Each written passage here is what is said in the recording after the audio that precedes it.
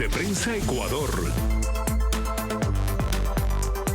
Bienvenidos todos a Club de Prensa Ecuador. La Corte Nacional de Justicia, que recibió desde Estados Unidos ya de manera oficial el pedido de extradición de alias Fito, Adolfo Macías Villamar, 2 semanas después de que fuese recapturado el líder de la organización criminal de Los Choneros. También el presidente de la Asamblea de Ecuador, Nils Olsen, ha solicitado una reforma urgente para prohibir la contratación de familiares de asambleístas y funcionarios públicos en cualquier área de la institución. Bienvenidos, esto es Club de Prensa Ecuador.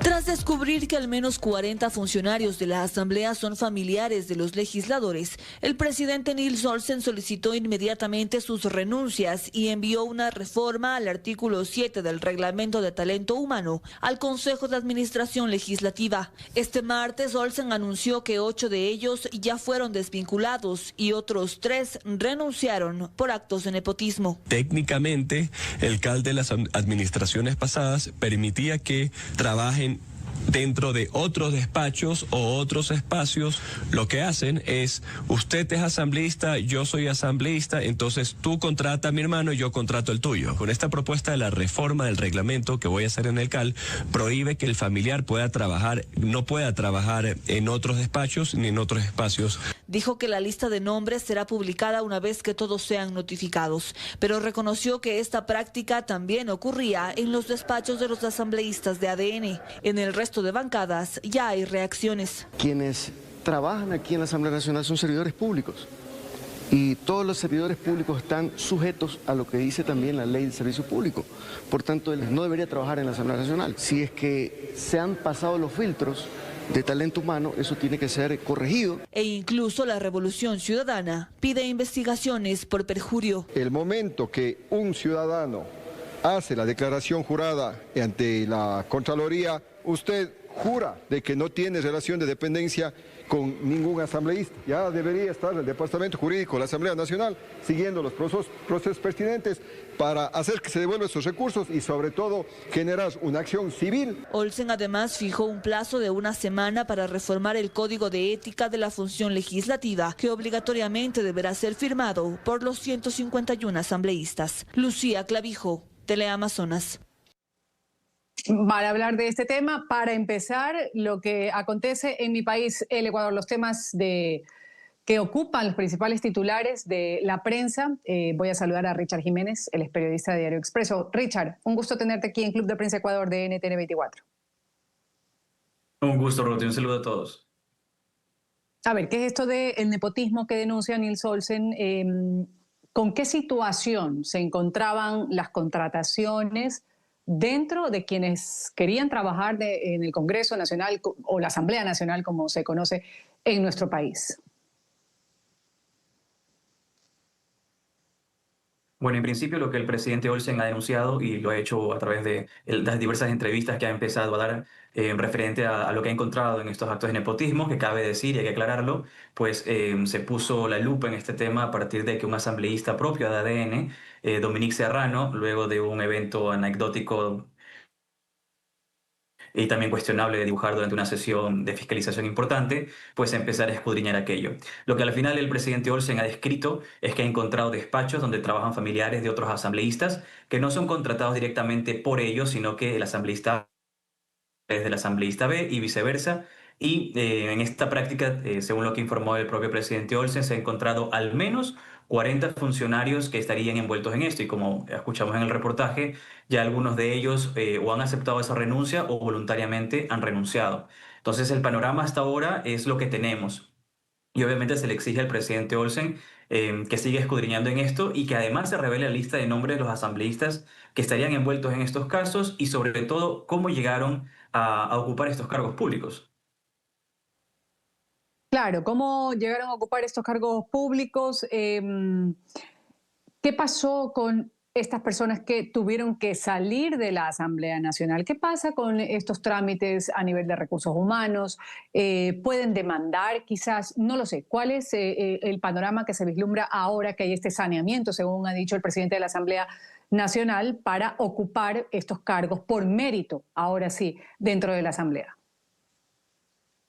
Bueno, de hecho, como la propia bancada correísta ha mencionado, lo escuchamos también en el Ujú. reportaje, hay un cierto miramiento con el propio Consejo de Administración Legislativa y además la parte administrativa de la Asamblea Nacional, que ha permitido obviamente este tipo de contrataciones, porque además, si bien es cierto, cuando uno ingresa al sector público, uno presenta una declaración juramentada ante la Contraloría General del Estado, en donde, entre otras cosas, declara no estar incurso en nepotismo o alguna otra inhabilidad que también forma parte de los requisitos o las inhabilidades o prohibiciones para ingresar a ser servidor público. Desde esta perspectiva hay voces jurídicas que mencionan que con esta realidad consolidada, digamos, ¿no? Que ellos ya tenían tiempo trabajando allí y había un documento que los habilitaba, pues podría haber algún tipo de pelea, pero también ahí dependerá mucho de la Asamblea Nacional y este equipo jurídico por parte de Niels Olsen, en donde pues, también defiendan la postura que está teniendo en este momento de querer sanear de este tipo de prácticas. Parte de eso también es lo que ha mencionado de reformar el reglamento interno,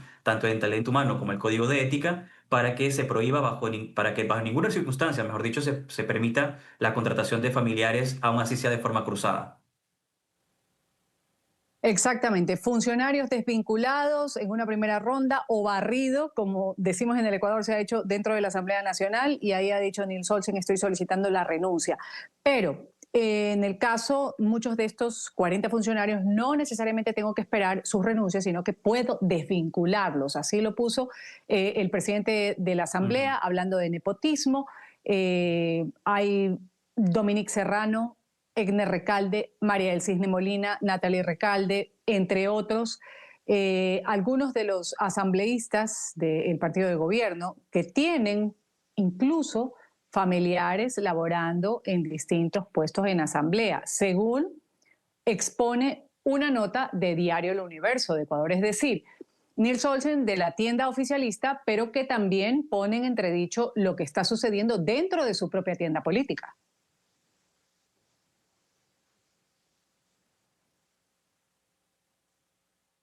O sea, luego del caso anecdótico de Dominique Serrano dibujando en una sesión de fiscalización por el tema de Progen, que es otro lío que también la bancada oficialista ha tratado de mantener en su control, pues reventó el tema, ¿no? Porque a la final la lupa se puso encima del asambleísta Serrano, que también es el asambleísta más joven de la actual legislatura, y estas relaciones familiares. Entonces, si bien es cierto, se ha mirado y se ha cuestionado a la propia bancada legislativa del oficialismo, también se exige que se exponga, como mencioné, esta lista de nombres que en muchos casos, y también ya lo ha dicho, hay asambleístas de ADN involucrados y con estas contrataciones cruzadas. De hecho, la bancada correísta es una de las principales, uno de los principales reclamos que hacen, ¿no? De que si se va a hacer el trabajo, se lo haga completo.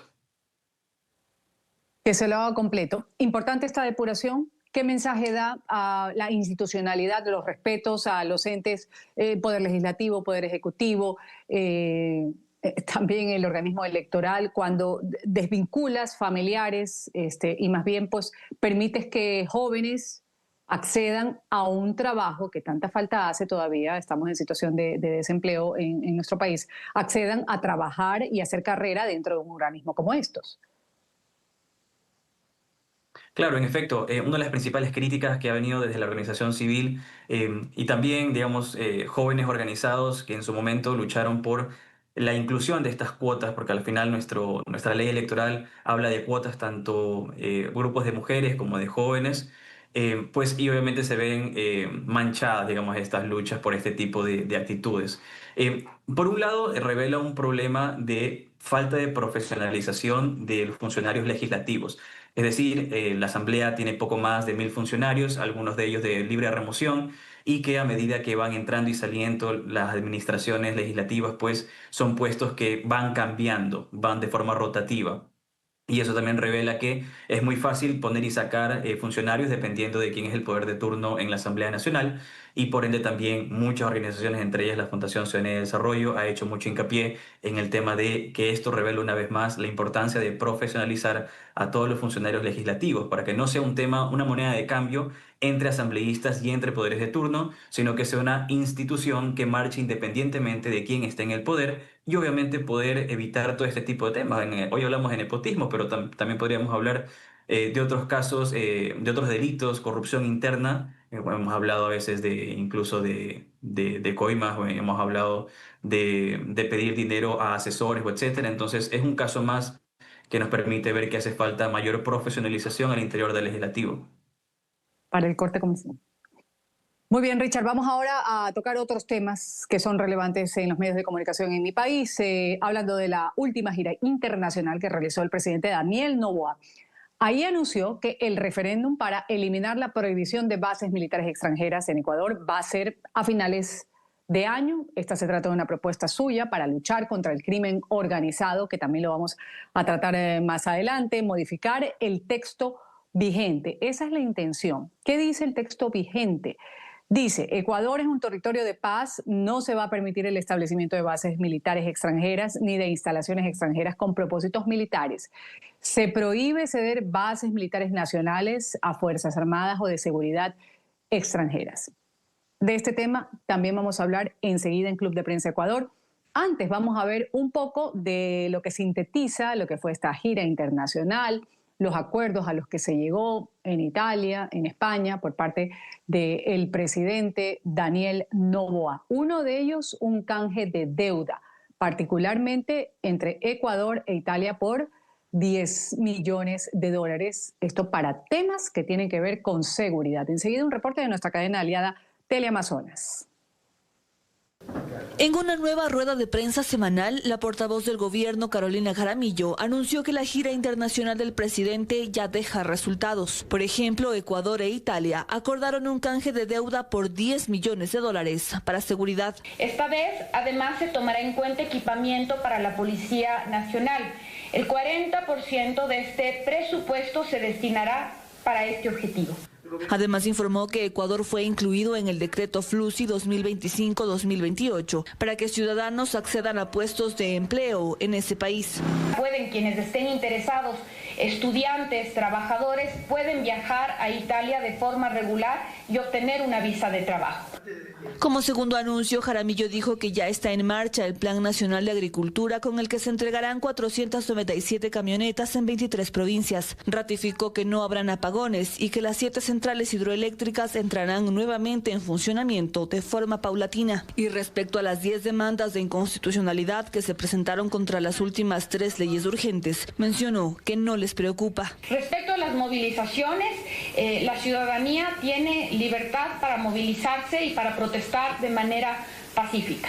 Se responderán, de ser el caso, las demandas de inconstitucionalidad a través de la vía que corresponde, con los argumentos que corresponde. Finalmente se refirió a la intervención del bloque de seguridad en 5 instituciones de Durán tras identificar actos de corrupción respecto al tránsito y dijo que a partir de ahora la competencia la asumirá el gobierno nacional. Durante 30 días se realizará este traspaso. 215 policías de la Policía Nacional pasan a hacerse cargo del tránsito en Durán. La motivación es la detección de economías criminales.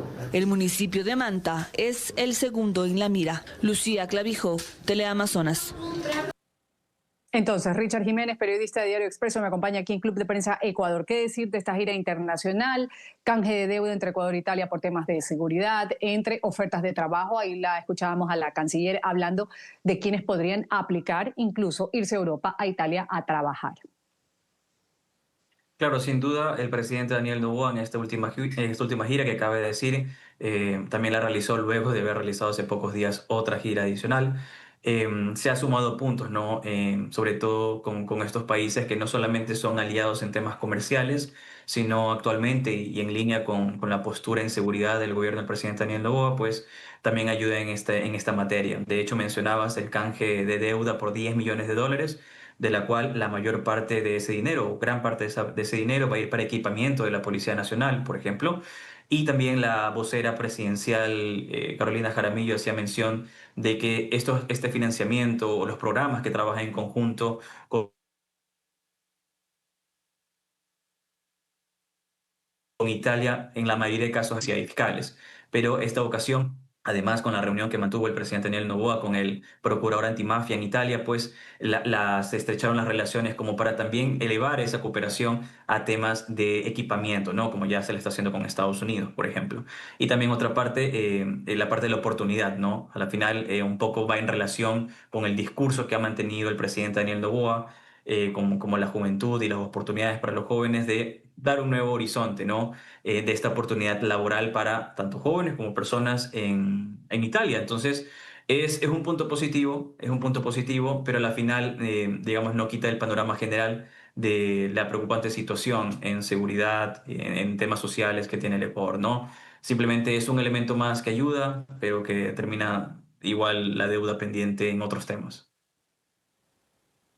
Ciertamente, como tú dices, un tema que persiste. 40% de los recursos obtenidos mediante este canje, lo ha explicado Jaramillo, se van a utilizar para equipamiento de la Policía Nacional. Marca un cambio significativo también, como tú lo dices, Richard Jiménez, enfocado en asistencia técnica, fortalecimiento institucional, sin incluir directamente dotación de equipamiento.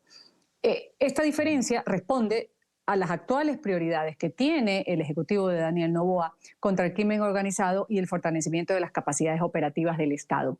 ¿Qué puede ser distinto cuando se habla aquí? Equipamiento de la Policía Nacional. No es la primera vez que lo reportamos, no será la última, pero estamos hablando de qué. Ya se hizo una vez una investigación que hacía un reporte periodístico también hablando sobre unos chalecos que se habían conseguido de forma no eficiente, no eran los mejores para combatir el crimen organizado. Entonces, ¿cuál podría ser la diferencia que tranquilice a los ecuatorianos en medio de este contexto que tú bien describes? Bueno, sin duda, en principio siempre va a quedar esa estela de en realidad saber si es lo que necesita el país. De hecho, siempre las críticas de la oposición hacia el presidente Daniel Noboa se ha mencionado en que más allá de estas donaciones o estas compras a precios asequibles de entre gobiernos, pues también el gobierno nacional puede invertir en equipamiento, tanto para la fuerza pública, estamos ya hablando de policía y fuerzas armadas, que corresponde a las necesidades que mantenemos en Ecuador. En principio, porque nuestra fuerza pública se enfrenta ya a crimen organizado tan bien armado o mejor como la propia fuerza pública. Estamos hablando de armas de grueso calibre que tal vez no necesariamente las donaciones que estamos recibiendo sean de ayuda. Entonces, lo que se espera diferente en estrechar estas relaciones, en especial, por ejemplo, con el procurador antimafia italiano, ya lo mencionó también el embajador italiano en Ecuador hace unos días en diferentes entrevistas que dio, entre ellos también con Expreso, es referente, por ejemplo, a la inteligencia que comparten los países, también necesaria, sobre todo por la droga que, si bien es cierto, transita por Ecuador, llega a puertos europeos y también llega a mercados como el italiano, por ejemplo, además de la propia relación que el propio embajador italiano en Ecuador ha dicho que hay entre las mafias italianas y algunos grupos armados en América Latina y entre ellos Ecuador. Entonces, en el concierto global, estamos hablando de crímenes transnacionales, todo termina estando conectado. Entonces, estos apoyos se espera que no solamente se resuman al equipamiento, en realidad mencionamos que el tema del equipamiento es como un elemento adicional que va a seguir estando obviamente bajo la estela de duda, pero que se suma a una serie de esfuerzos que tanto el gobierno, en este caso italiano y ecuatoriano, han tratado de hacer para frenar el crimen transnacional. Estamos hablando específicamente de narcotráfico y otros operativos que hacen en conjunto ambos países. Vamos a hablar más adelante sobre el referéndum para eliminar la prohibición de bases extranjeras que va a ser a finales de año. Antes quiero terminar esta gira internacional, los anuncios que se han dado, que se suman a algunos resultados de esta visita oficial del presidente Noboa a Italia. Richard, entre ellos también la inclusión de Ecuador en el decreto FLUSI. Esta es una normativa migratoria italiana que habilita la entrada regular de trabajadores no pertenecientes a la Unión Europea y, según lo ha expresado la vocera de Carondelet, esta medida va a permitir a nuestros ciudadanos ecuatorianos acceder a visas de trabajo, evitar así rutas migratorias irregulares o riesgos que están vinculados a la trata de personas. Bueno, sí, a la final es una respuesta y como mencionamos, digamos, es un acuerdo que se llama el gobierno italiano que es muy coherente también con la política social que ha tratado de mantener el presidente Daniel Noboa, al menos de la parte discursiva, hablando específicamente de la oportunidad laboral y abrir las fronteras en este tipo de casos, ¿no?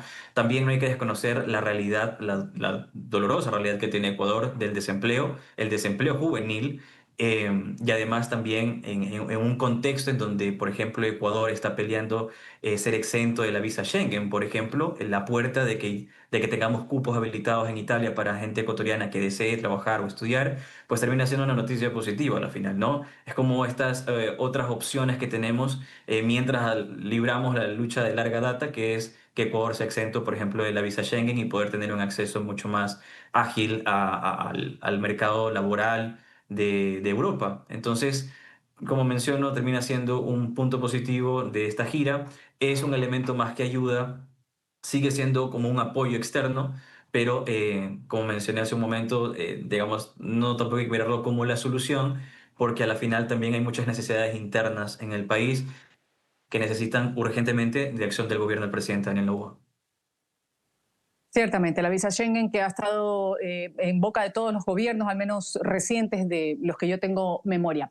Vamos ahora, Richard, a hablar y ahondar un poco sobre lo que ha dicho Daniel Noboa, que adelantó que a final de año podría llevarse a cabo un referéndum para que la ciudadanía decida si se habilita el establecimiento de bases militares extranjeras en nuestro país. ¿Esto con el fin de qué? De concretar esta propuesta de levantar la prohibición legal de establecer este tipo de bases, con lo que se busca una mayor cooperación internacional en la lucha contra el crimen organizado. Nuestro gran problema.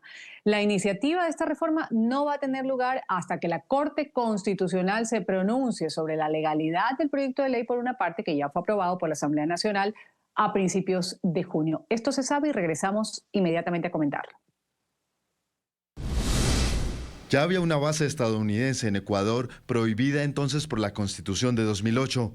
Se ha aprobado una enmienda constitucional en el Congreso y a finales de año preguntaremos a la población en un referéndum si desean que la base estadounidense regrese a la ciudad de Manta. Richard, entonces otra vez iríamos a las urnas. Sí, en efecto, ya el presidente lo anunció, dio el pitazo inicial.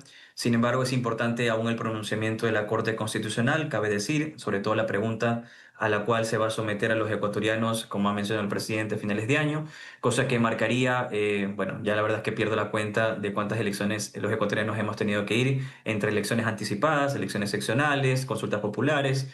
Termina siendo un lío bastante grande. Pero en efecto, y bueno, un poco ahondar en el tema de las bases militares extranjeras, cabe decir que en el gobierno del presidente Rafael Correa, con la Constitución de Montecristi, pues se prohibió esta posibilidad.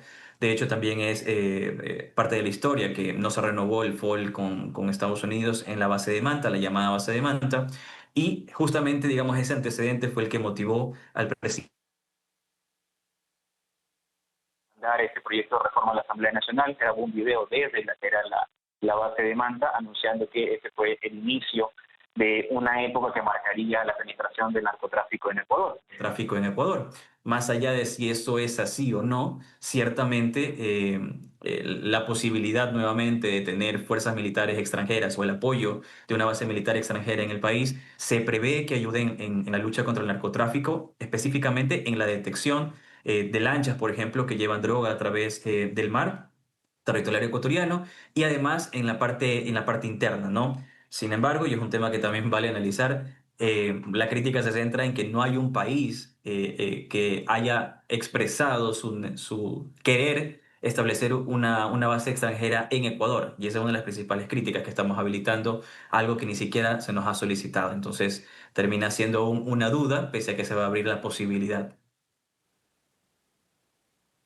Richard, vamos a ir a hacer un pequeño corte comercial. Enseguida seguimos con el repaso de lo que ocupa las principales planas en los periódicos, en la prensa de Ecuador, problemas comunes además en la región. Regresamos con el tema social, esto de la fácil con el hecho de contactar a jóvenes para que se involucren en actividades ilícitas, algo que ya ha sido denunciado. Lo vamos aquí también a poner en Club de Prensa Ecuador. Volvemos.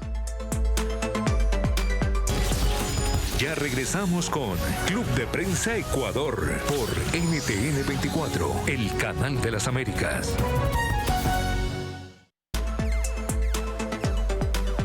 YouTube, TikTok, WhatsApp, plataformas que usan las bandas en el Ecuador para contactar a los jóvenes en actividades ilícitas. Estamos hablando de todas estas plataformas, redes sociales, que han sido identificadas como unos lugares de captación. Grupos delictivos ya no necesitan contacto físico inicial. Que basta un video, una historia, una canción, un mensaje directo. Todo con una narrativa común. Dinero, fama, respeto. Aquí tenemos un reporte de nuestra cadena aliada Teleamazonas. Es una tendencia que está en ascenso, el reclutamiento de menores entre 12 a 17 años por bandas criminales a través de redes sociales ya se ubica como el tercer factor, con el 27% que facilita el acercamiento de este grupo al mundo delictivo. Así lo expone el reciente estudio del Observatorio Ecuatoriano de Crimen Organizado. La difusión de la narcocultura está generando que los chicos lamentablemente se vinculen a un grupo criminal, que ven como algo positivo el liderazgo que tienen estas personas en los grupos criminales. Según el informe realizado a menores de 9 ciudades como Manta, Portoviejo, Machala, Babahoyo, Quevedo, Esmeraldas, Santa Elena, Guayaquil y Durán, TikTok, WhatsApp e Instagram son las redes sociales que más utilizan las organizaciones delictivas para llamar la atención de niños y jóvenes. De estas plataformas, TikTok es a la que más recurren los lobos, los choneros, los tiguerones y águilas, exponiendo una vida de poder y de lujo con casas, carro, dinero y armas. Las estructuras criminales no ven a los menores de edad como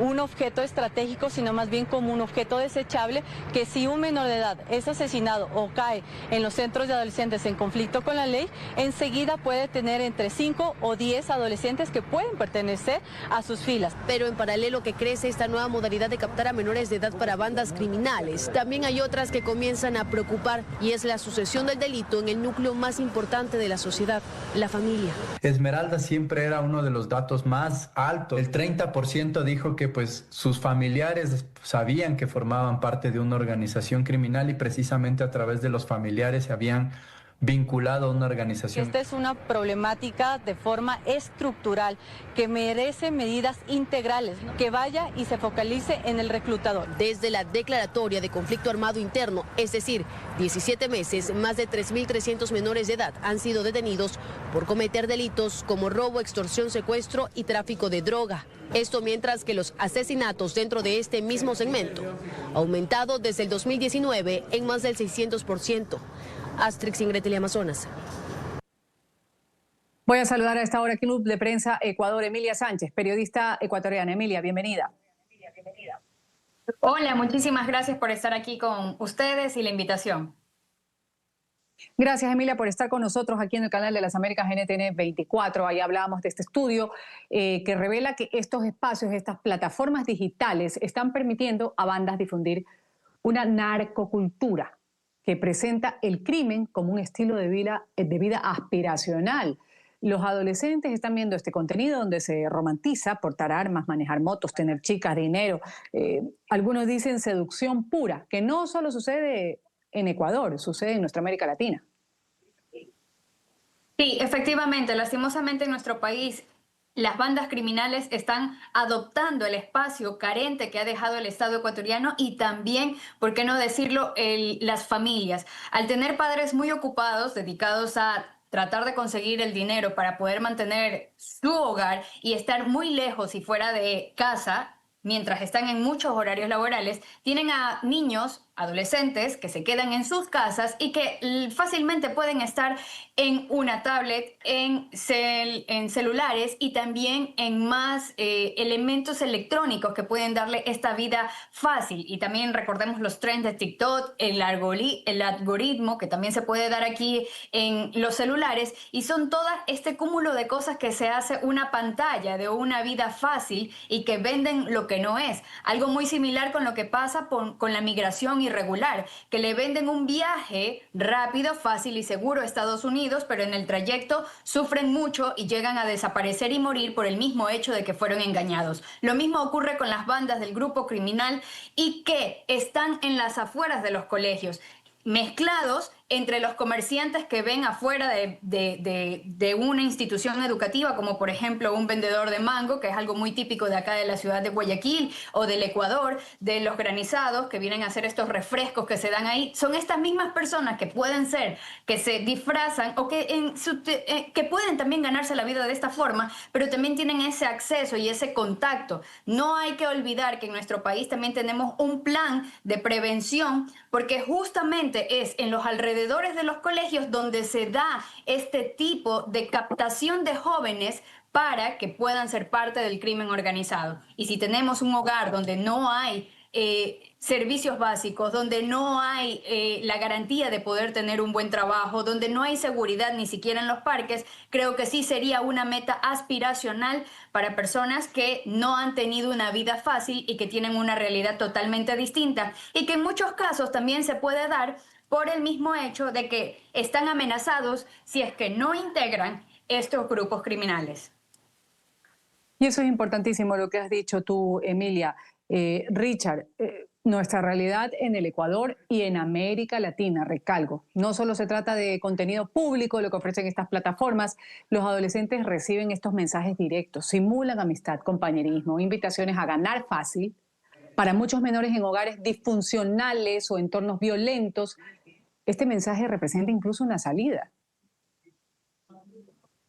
Claro, en efecto, tal como menciona Emilia, pues a la final son problemas sociales que están interconectados y que derivan en esto que observamos nosotros, digamos, ¿no? También como mencionó el reportaje, cada vez hay un número creciente de menores de edad que son partícipes de delitos. Ya incluso estamos hablando de niños sicarios, que en Ecuador hubo una época en donde se habló mucho de aquello, incluso escuelas para niños sicarios que en su momento empezamos a notar acá en Ecuador, y que justamente estaban interconectados con el hecho de la imputabilidad que tienen los menores de edad en este tipo de delitos execrables, ¿no? De hecho, y también creo que cabría decirlo, que parte de este tratamiento a este problema se trató en la Ley de Solidaridad Nacional, una de las últimas leyes aprobadas por la Asamblea Nacional y que son provenientes del Ejecutivo, en donde, por ejemplo, se proponía que un joven que participa en temas como el sicariato sea procesado como un adulto, por ejemplo. Sin embargo, también las críticas alrededor de ello se han centrado en que simplemente estamos tratando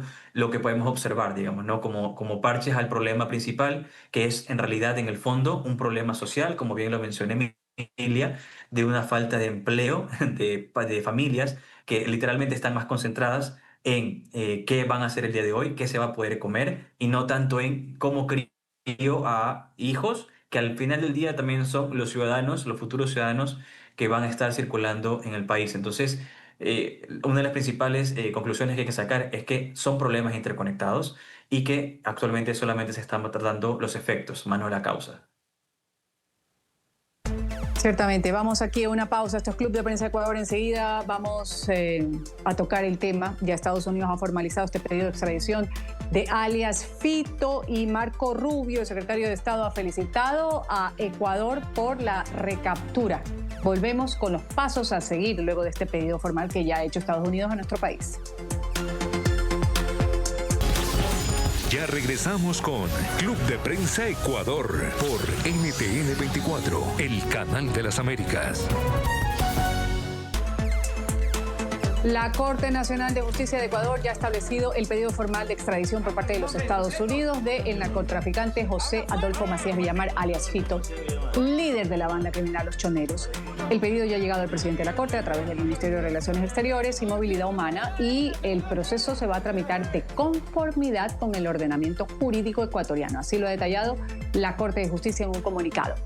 Recordemos, Macías Villamar, alias Fito, era el delincuente más buscado de Ecuador. Fue recapturado en Montecristi, Manabí, de donde es oriundo, en donde la organización criminal a su cargo surgió en 1998. El secretario de Estado de los Estados Unidos, Marco Rubio, se ha comunicado con la canciller ecuatoriana y le ha agradecido al gobierno de Noboa por la captura de alias Fito. Destaca la cooperación bilateral en temas de seguridad y de crimen organizado. Emilia, Ecuador está recibiendo con júbilo este pedido de extradición. Ya se había comentado sobre esto, se había adelantado que podía ser una de las posibilidades. Además que es una figura nueva. Es que prácticamente viene a ser un resultado del restablecimiento y el fortalecimiento de las relaciones que hemos tenido con Estados Unidos durante los últimos años. Y gran parte de estos acuerdos que han sido de seguridad también se ven reflejados en lo económico, en lo comercial y por supuesto también en la ayuda para nosotros en temas de desarrollo. Hace pocos días, cuando se celebró el 4 de julio y se conmemoraron los 200 años de la embajada y el consulado de Estados Unidos acá en Guayaquil, justamente la vicepresidenta de la República, María José Pinto, había indicado de que ya no solo se dan colaboraciones en temas de seguridad, sino que también en de desarrollo, en lo económico y en lo comercial, y que esto permite una mejor conexión. Actualmente Ecuador espera que se elimine el arancel de Estados Unidos, de los productos que nosotros enviamos a Estados Unidos, y es algo que ya los empresarios están viendo de que parece ser que sí va a darse y que tendríamos este beneficio. En el caso de la seguridad, es muy crucial para el restablecimiento, por así decirlo, o recobrar la seguridad en nuestro país, porque se ha visto un poco menoscabada el tema de la justicia y sus casos de corrupción. De hecho, una de las cosas que también se había estado comentando es de que si Adolfo Macías llega a Estados Unidos, hay más probabilidades de que sí cumpla su condena y que esto represente en cierto modo un debilitamiento de las organizaciones delictivas que funcionan en nuestro país. Entonces, sí es una figura nueva, es un poco esperanzador para el tema de la seguridad y que se va a reflejar no solo en la seguridad ciudadana, sino en la seguridad pública y en la violencia criminal.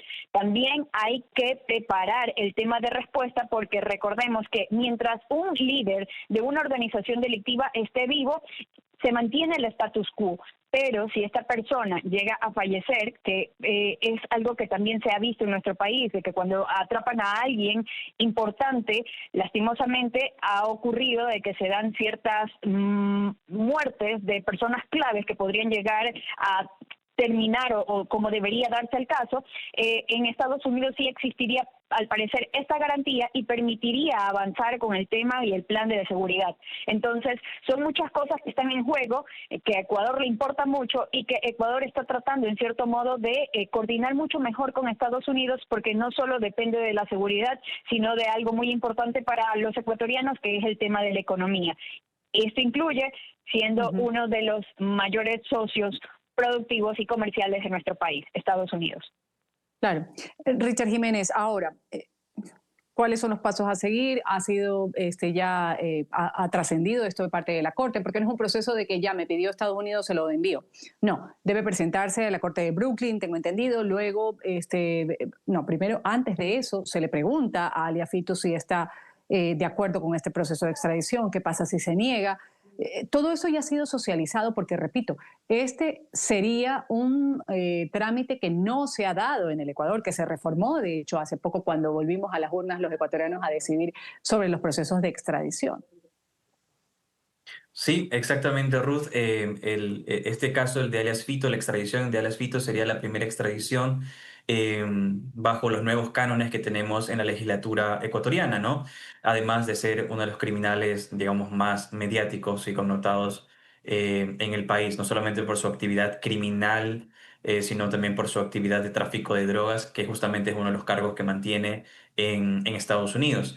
El presidente de la Corte Nacional de Justicia, José Swing, ya algo una de las primeras diligencias va a ser convocar a la primera audiencia, que por lo que ya está circulando a esta hora en Ecuador, será para este viernes, en donde Alias Fito, José Adolfo Macías Villamar, va a ser notificado de la solicitud de extradición y él va a poder expresar su voluntad de querer ser extraditado o no querer ser extraditado.